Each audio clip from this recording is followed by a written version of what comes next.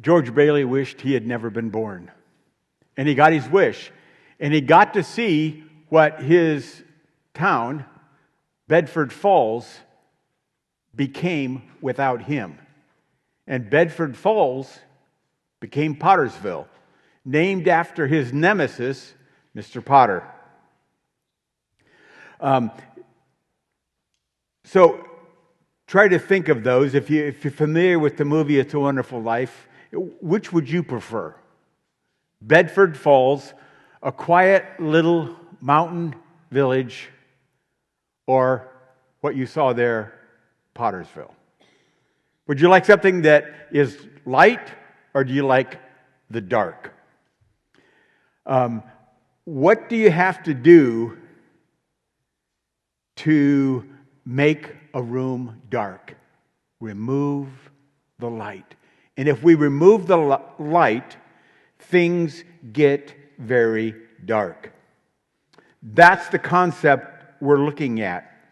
But here's the specific topic for this morning: serving in government.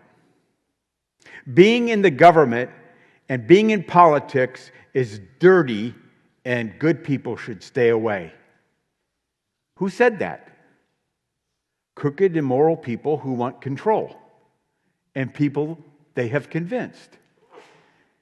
And so, what happens when you take light out of the room? It gets dark, and you're uncomfortable with the light being around.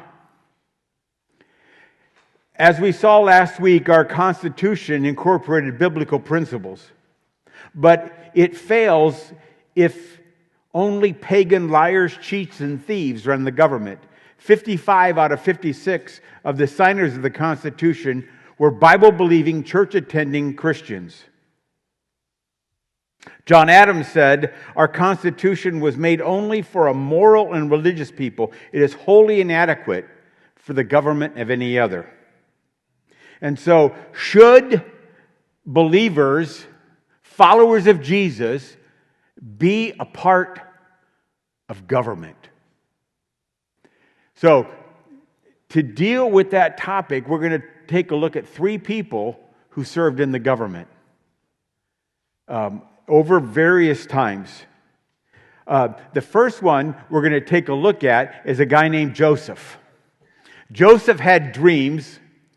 Joseph loved his dreams because he was one of the youngest of his siblings, and he had a dream that all his older brothers were going to bow down to him. And if you were a younger brother, and if you could rub your older brother's nose in something, would you do that? Of course you would do that. And he enjoyed doing that. But strange as it may seem, his older brothers did not like that. And they responded by hating their younger brother. And eventually, instead of killing him, they sold him into slavery. But God was with him when he was in slavery, and he excelled in everything he did. He was in charge of his master's household. And everything was going well until his master's wife started looking at him and saying, And she started making advances to Joseph, and he always said no. And then one time, there was nobody else in the house, and she grabbed him and said, "Come to bed with me." And he said no, and he left, took off, and she had a hold of his coat, and she said, "Look, this is the coat. He tried to rape me," she told her husband to save face. And so Joseph was thrown in prison. And even in prison, did he mope around and whine and complain? No. In prison, God was with him. He basically ran the prison. Wherever this guy went, things went well. And so he cared for people in the prison. And God helped him interpret the dreams of Pharaoh's officials. But they forgot about him until Pharaoh had a dream. So Joseph was kind of an instant leader from outward perspective. He was a son, he was a slave, he was a prisoner, and then boom, he was number 2 in all of Egypt. Genesis 41, starting in verse 37.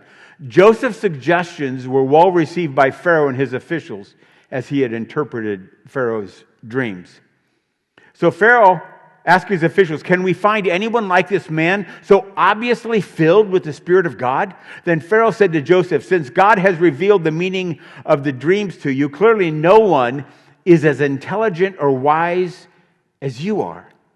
You will be in charge of my court, and all my people will take orders from you.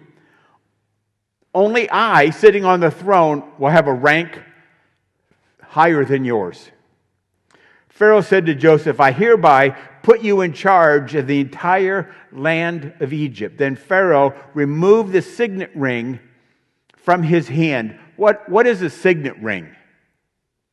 It was the credit card for all of Egypt. It was the law for all of Egypt.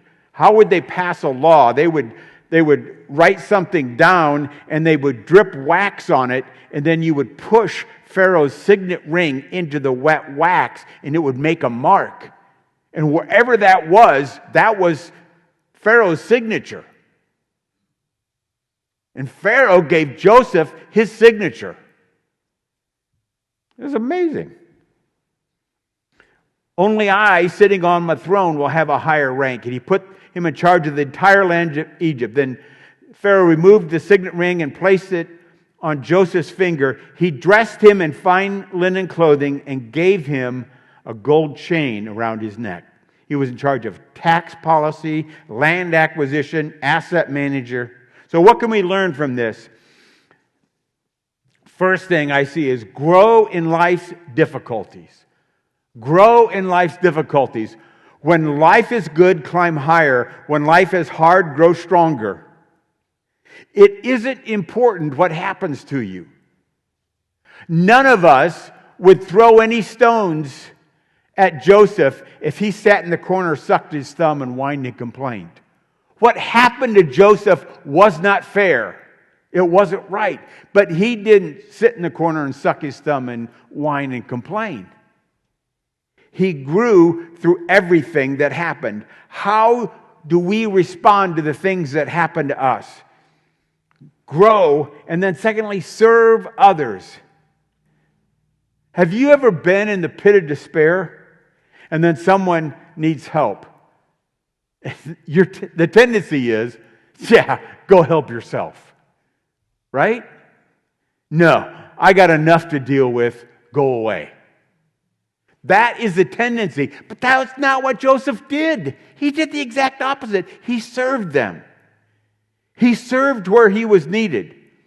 He noticed as the Pharaoh's officials were in prison that one day they looked sad. And he asked them about it. Nobody, it's not recorded that anybody went up to Joseph and said, "Joseph, why are you sad?" In his despair, he saw the needs around him and he asked them and he interpreted their dreams. And so after he interpreted their dreams, one of them got out and the other one died. And he said, remember me, tell Pharaoh about me." And guess what they did? They forgot. He forgot. How long did they forget? Genesis 41:1. 2 full years later. Are you kidding me? Can you imagine how excruciating that waiting process was? You wake up every day thinking, maybe today, maybe it's today that they'll remember. Maybe. And the end of the day, nope, not today. Doing that for 2 full years. That's Joseph's life. Waiting. Wait on God's timing. Wait on God's timing. Keep growing, keep serving. Waiting is one of God's favorite tools for refining us. So, grow, serve, and wait on God's timing. Because that refines us. Let me tell you a story. Imagine you're driving all day. And you had a few things to snack on throughout the day. You're driving, and you think, you know what? We've got a Ruth Chris gift card. Do I have your attention? I got a Ruth Chris gift card. And your wife checks, and sure enough, there's one about an hour and a half down the road. Are you kidding? So, you guys go ahead and you place your order at Ruth Chris, right? And your favorite meal at Ruth Chris is going to be waiting for you when you get there. And as you're driving along, you see a big billboard with a Big Mac on it. Does that tempt you? Sure. Does that look good? Sure. Are you going to stop and get one? No. Why? Because you've got Ruth Chris ahead of you, right? And then you see a big billboard for Dairy Queen. Do you stop for Dairy Queen? No, because you're headed for Ruth Chris. And then you see Taco Bell. And they got a sale going on. Do you stop? No, because you're headed for Ruth. You're waiting for the best. That's Joseph. That's Joseph. That's what God calls us to do. There are things we don't get involved in. Not that they're evil, but we're waiting for the best. We're waiting for the best. That's Joseph. He was involved in the government, and he had a huge impact. Let's take a look at Daniel. Daniel, that was a different kind of leadership. That was compelled leadership. That was basically a gun to the head. Hey, Daniel, how would you like to serve in the government or die? It's up to you. Your choice. They picked the best. A lot of the people that Daniel knew were killed. And so he had the opportunity to go and serve in the government, which he did. And he was taken by force to a land in a foreign country. And he wasn't treated well. His boss was the king of the eunuchs, was in charge of the eunuchs, which made Daniel what? A eunuch. Which means they performed a little surgery on Daniel, and he was castrated so that he wouldn't be interested in girls and be sidetracked. Are you kidding me? He was taken by force out of his country to serve someone he didn't like, and they did that to him. All God's people said, ouch. Right? Daniel chapter 1, verse 19. The king talked with them, and no one impressed them as much as Daniel, Hananiah, Mishael, and Azariah. So they entered into royal service. Whenever the king consulted them in any matter requiring wisdom and balanced judgment, he found them 10 times more capable than any other magicians and enchanters in his entire kingdom. Daniel remained in the royal service until the first year of the reign of King Cyrus. So, what do we learn from Daniel? Excel in a hostile environment.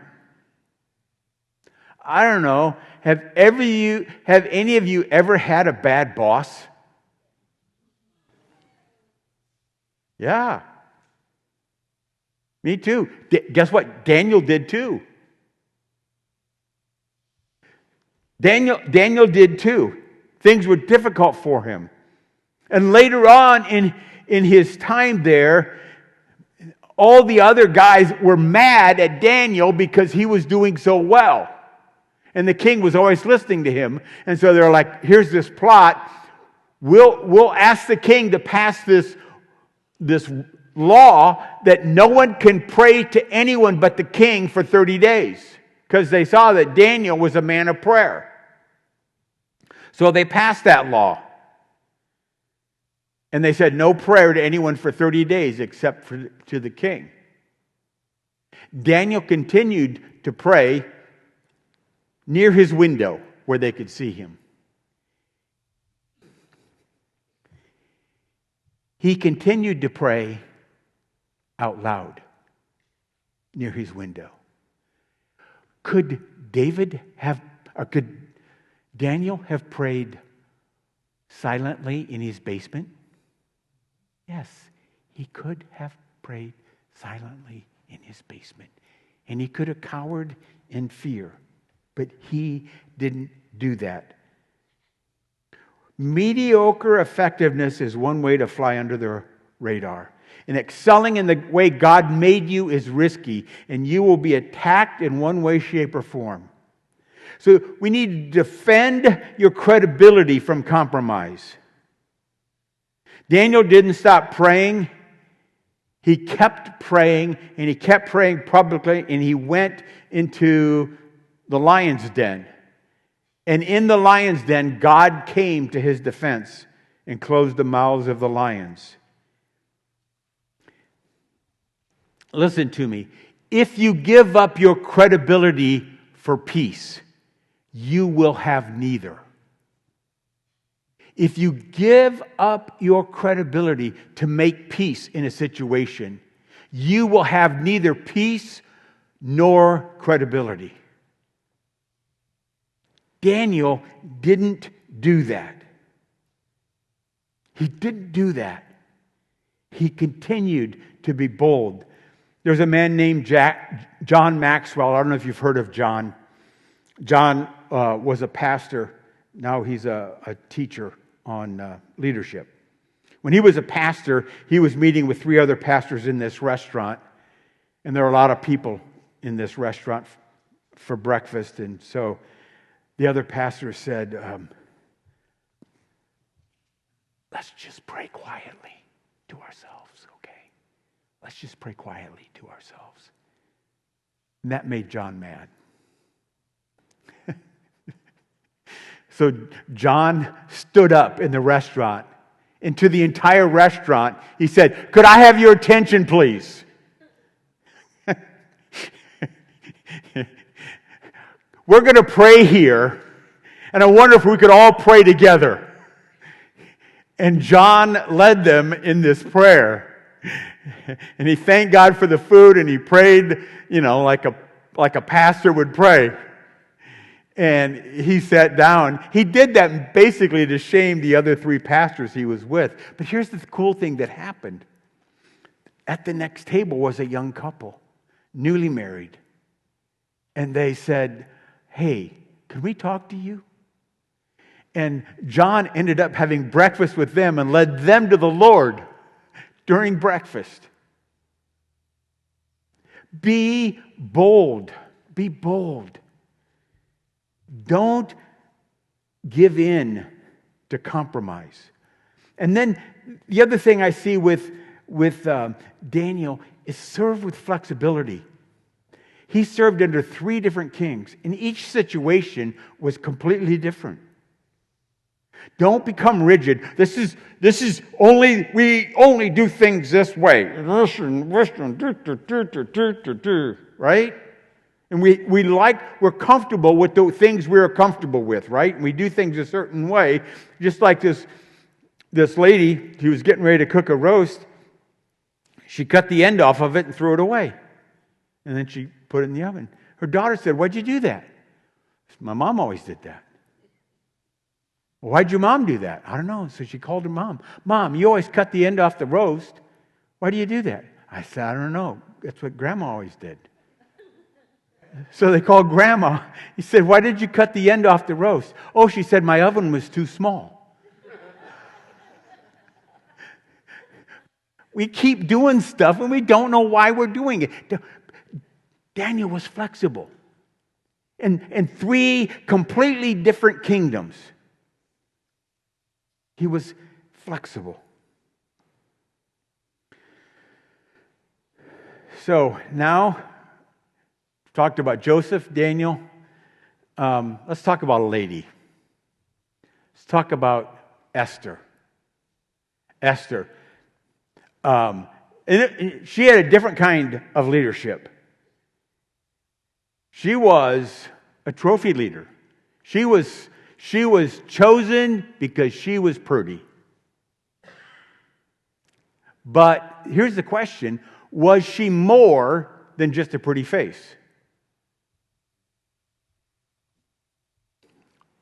Esther chapter 2, verse 10. Esther had not told anybody of her nationality. She was a Jew. And her family background because Mordecai had directed her not to do so. Every day, Mordecai would take a walk near the courtyard of the harem to find out about Esther and what was happening to her. So, where they were Jews, they were a minority, they were captive there, and Mordecai, Esther's parents were apparently killed when they were taken captive. And so Mordecai was her closest relative. And so whatever he told her, that is what she did. She listened to him. Listen to your authorities. Listen to your authorities.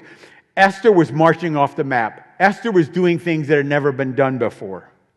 And so what do you do when you're marching off the map, when you're doing something that nobody has ever done before? You have to lean on someone else. And that's what she did. She leaned on Mordecai. Verse 16 of Esther 2. Esther was taken to King Xerxes at the royal palace in the early winter of the 7th year of his reign. And the king loved Esther more than any other of the young women. And he was delighted with her that he set her on the royal crown on her head and declared her queen instead of Vashti. Vashti was the other queen that had disobeyed the order of the king. Here was this captive Jew that's now queen. Trust the sovereignty of God. Trust the sovereignty of God. God is seeing our lives from 10 years from now and from 20 years ago, from all kinds of different angles. God is looking at our lives, and He's got things prepared that we have no idea that they're coming down the pike, but God does. I mean, I can look back at my life and I can see how things had fallen into place now, looking back. But from the other perspective, it seemed like there was nothing happening. We look back, we can see the sovereignty of God. And so what we need to do is take that 20/20 hindsight and by faith turn that around and say, God, I don't know what you're doing, but I trust you. And that's trusting the sovereignty of God. And Esther did that. But there was a guy, Haman. And Haman was trying to destroy all of the Jews because he had been slighted by somebody that wouldn't bow down. And so he had a plot to destroy all the Jews in that entire kingdom. Esther chapter 4, starting at verse 12. When Esther's words reported to Mordecai, he sent back this answer. Do not think that because you are in the king's house, you alone of all the Jews will escape. For if you remain silent at this time, relief and deliverance for the Jews will arise from another place. You hear how Mordecai understood the sovereignty of God? But you and your father's family will perish. And who knows but that you have come to royal position for such a time as this. This is your moment. This is your moment that you were here for. Then Esther sent this reply to Mordecai. Go gather all the Jews who are in Susa and fast for me. Do not eat or drink for 3 days, night or day. I and my maids will fast as you do. When this is done, I will go to the king, even though it is what? Against the law. If the king doesn't extend his scepter to her, she is killed immediately. No ifs, ands, or buts. Even though it is against the law, and if I perish, I perish. Wow. So Esther was more than just a pretty face. This is a woman with character and integrity and courage. Risk everything for others. I love this story. If you haven't read the story of Esther, it's a wonderful story with all kinds of plot twists going this way and that way. But suffice it to say that the one person that tried to destroy the Jews was destroyed. And a captive Jew was the queen, and the Jews prevailed in the end. Then at the very end, notice this passage. I'd never noticed this before. Esther chapter 10, starting in verse 1. Then King Xerxes imposed a tribute throughout the empire, even to the distant coastlands. His great achievements and the full account of his greatness of Mordecai, whom the king had promoted, are recorded in the book of the history of the kings of Media and Persia. Mordecai the Jew became the prime minister with the authority next to that of King Xerxes himself. He was very great among the Jews, who held him in high esteem, because he continued to work for the good of the people and to speak up for the welfare of all of their descendants. So, this is the book of Esther. And Esther was like the hero of this book, except who gets the greatest honor in the end? Mordecai. Her cousin, her uncle, her relative. What's the point? Serve unselfishly. Esther was unselfish. Esther said, yes, he can get honor. And she allowed him to get honor. She didn't go say, well, what about me? What about me? What about me? That's not fair. You ever said that? Me too. She didn't say that. No jealousy. That's cool. Let me tell you a story about a guy named Micah. Micah was a worship leader. He was a campus pastor, served as a part of a large church. And he had a conversation with a kid, and the kid spouted off this stupid stuff. And he said, where did you hear that? Well, that's what I learned at school. Well, that's ridiculous. And Micah said, I got to do something about this. Well, what can I do?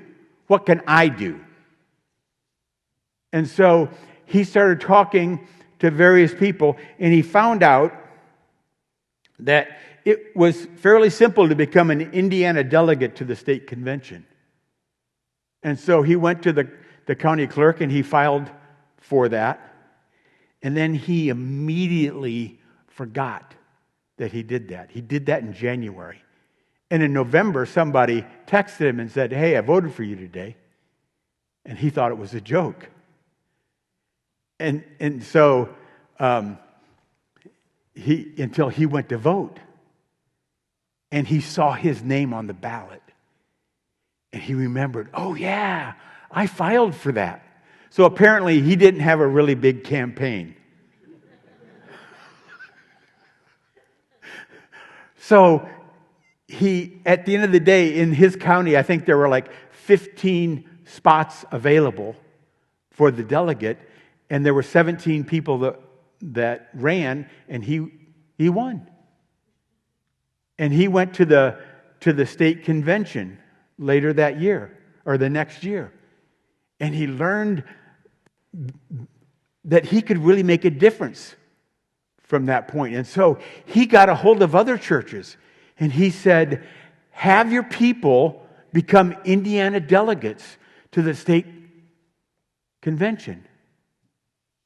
And okay, and a number of churches did that. I think the number is 72 people became delegates in various churches that he had contacted. And so what do the state delegates do? They vote on the position of that particular party, whichever party, both parties have the convention, and then they nominate their lieutenant governor. Lieutenant governors do not go through the primary process. They're nominated there. And so Micah was nominated for lieutenant governor of the state of Indiana. And then guess what? He won by 72 delegates. The number that he had recruited. This is Micah. Next slide. Is it in there? Yeah. Micah Beckworth, lieutenant governor for the state of Indiana. He's still a pastor.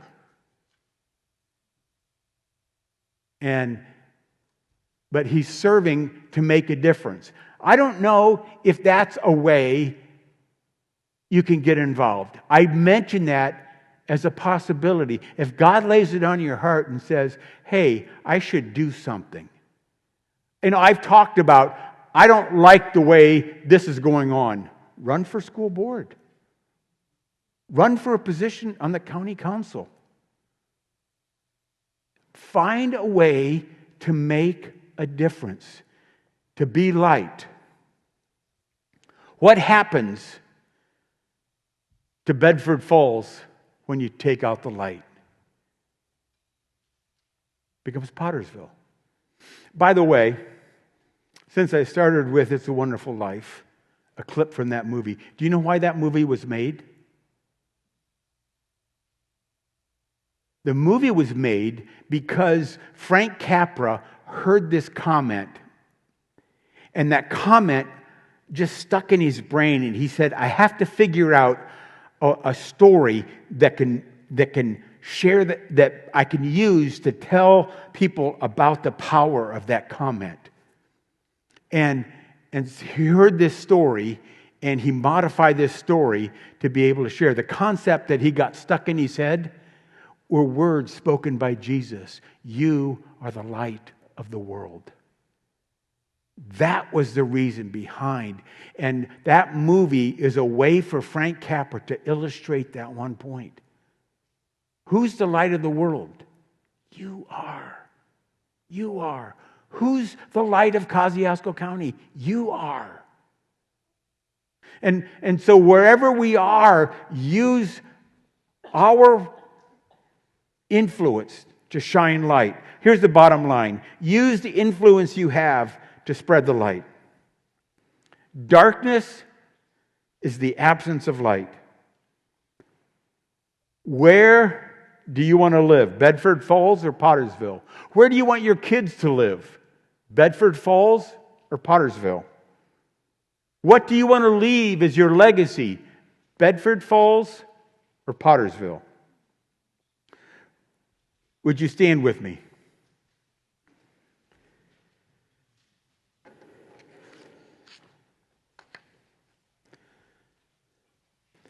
Here's the commitment I'm asking you to make this morning. To simply surrender to God and say, God, I completely surrender to you. Whatever you ask me to do, I will do. Whatever you ask me to do, I will do. Lord, the answer is yes. Now, what's the question? Just say that to the Lord right now.